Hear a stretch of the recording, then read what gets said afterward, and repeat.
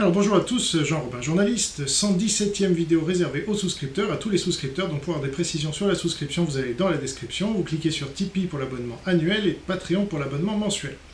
Alors pour cette nouvelle vidéo, je vais parler de un peu l'équivalent de la francisque, mais pire, vous allez voir.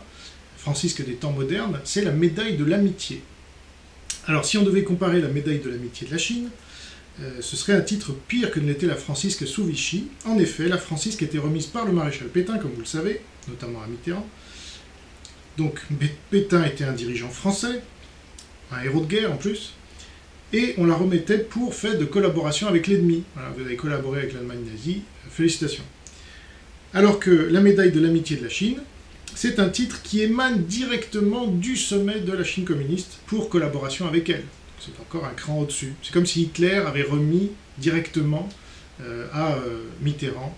Voilà, bravo, vous êtes un bon ami de l'Allemagne nazie. Donc la médaille de l'amitié de la Chine est l'équivalent un peu de la Légion d'honneur en France, mais elle n'est attribuée qu'à des étrangers. Et donc à propos de la Légion d'honneur, instituée par Napoléon, comme vous le savez, voilà ce qu'il en disait, c'est avec des hochets qu'on mène les hommes. Et la citation complète, je l'ai retrouvée, c'est les Romains avaient des patriciens, des chevaliers, des citoyens et des esclaves. Ils avaient pour chaque chose des costumes divers, des mœurs différentes. Ils décernaient en récompense toutes sortes de distinctions, des noms qui rappelaient des services, des couronnes murales, le triomphe. Je défie qu'on me montre une république ancienne ou moderne dans laquelle il n'y ait pas eu de distinction.